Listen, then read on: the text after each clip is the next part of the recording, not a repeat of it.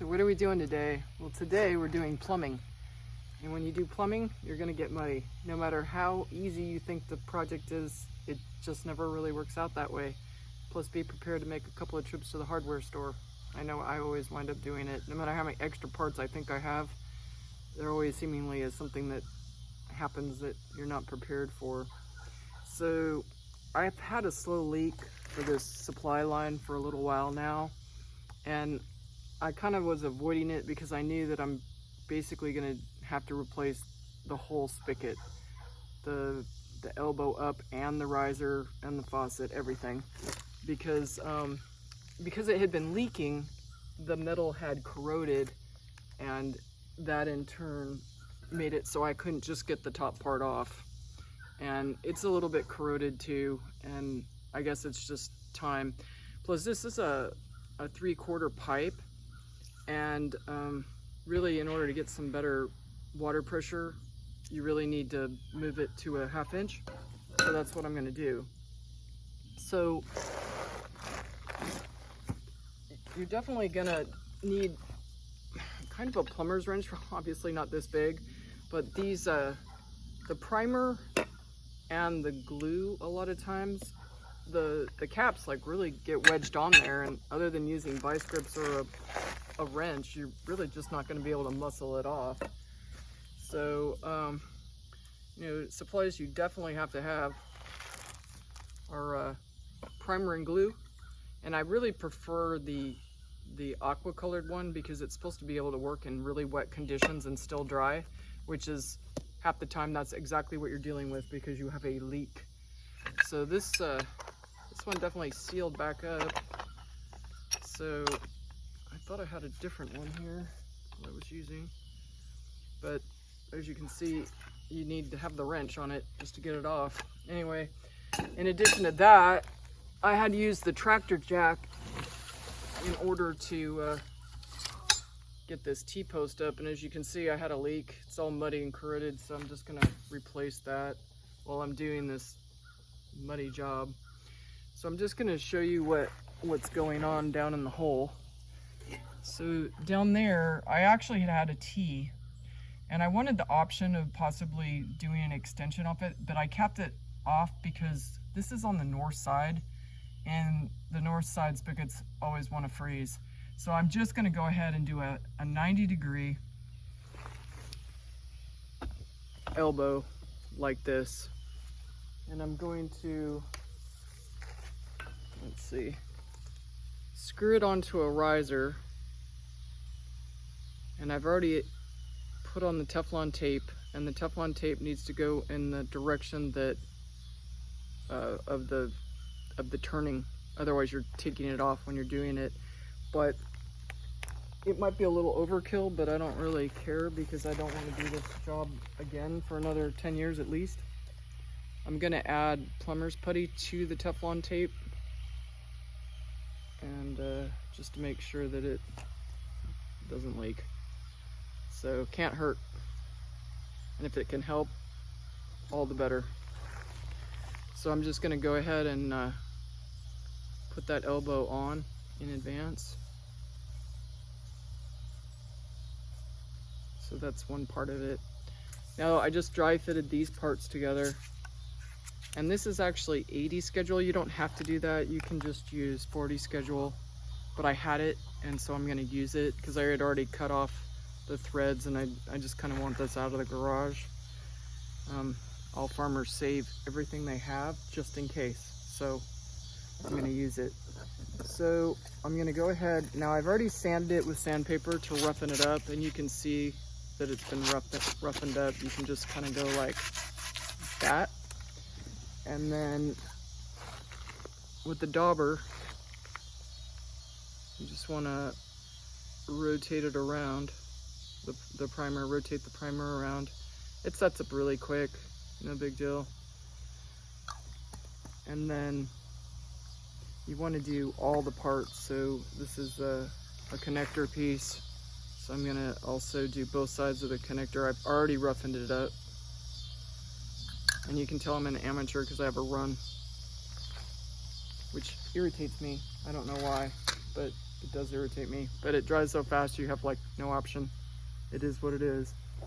So then the part that you do have to be relatively quick at is the glue. And so same thing, same principle, you just dauber around it. You dauber the inside of your part and you squeeze them together with a twist, and there you go. And then this is the actual spigot. I know it's plastic, but you know what? I've had really good luck with this plastic, so I'm gonna use them. They're cheaper and they really seem to work well and they don't corrode. And I'm happy with it because I thought for sure that one I put on before was gonna break. That was the only option at the store. And it really lasted, so I'm just gonna go with it. So then I put glue on this side, and then I'm also gonna put glue on the inside of this coupler. You can be liberal with it. It's the stuff that's holding it together. And then I'm gonna go ahead and just squeeze that in. And see if I can make my job look a little better. See, it popped out. That was weird from pressure. Or I don't know. It just kind of squeezed back out. Anyway, so now I have everything on. I have the 90, and I can feel it that I didn't actually prepare this. So I'll take the sandpaper on the inside of this joint, and I'll just prep it for the primer.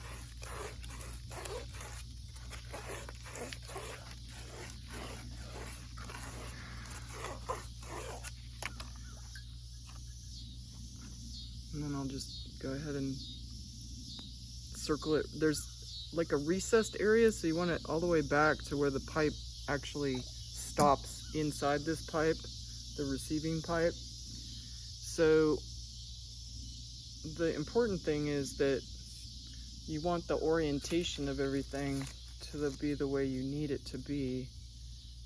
And I didn't have that the way I wanted it because the pipe is coming in this way and I want my spigot to be that way. So I saved it. The glue didn't freeze up on me, fortunately. So you have a little bit of time, but not much. So it's not only dry fitted, that's why you do dry fitting, to not do what I almost did and ruin the part. That's why sometimes when you buy parts, buy two, because it's possible that you'll screw up or something will break on you, or you know, another part, you might need to do it in another part of your property. So before I started doing this whole thing, I'm on a well, so I had to turn the well off, and I do have a valve, but it seems to work even better when I turn the power off. And then I have a drain site, which I watered a fruit tree with. I have a hose that's between here and the well. So I drained all the water that was in the pipe out, which made it a lot easier than dealing with a muddy hole. And there was a little bit of mud because like I said, I did have a very slow leak that I'd prefer not to have. So now I'm gonna move a little bit fast, but because I do not want to mess this part up, because this is really critical. I don't have a lot of playing room with that bottom pipe down there. So I primed it, but I have to put glue on it, and I need to put glue on the inside of that elbow, and then I need to like push it together and make sure it's done. So I'm gonna go ahead and put the glue on the parts, put it on, and then I'll show you what the end result looks like. This is like kind of like the critical part. You just don't want to be messing around with it.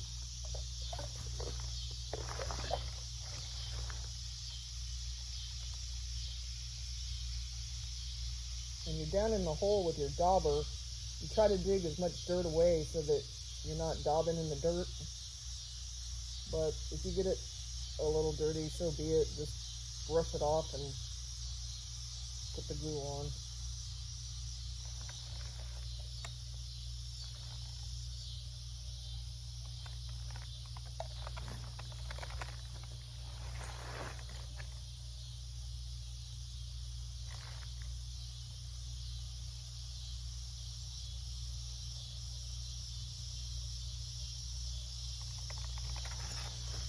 I just made a critical mistake. I thought this was a 3/4 and it's not. So I messed up. I would have sworn this was a 3/4 part and it's not. So I'm gonna have to go back into the garage and find a 1/2 inch to 3/4, which is gonna be really difficult. But because this was only screwed on, I have that option. So that's one good thing when you just screw things on, you can take them off. Anyway, well, that's basically how not to do a spigot. But I just need a 1/2 inch to a 3/4 and I'm good to go. But that's what we're doing today. We're fiddling with plumbing. Anyway, have a good day. Bye.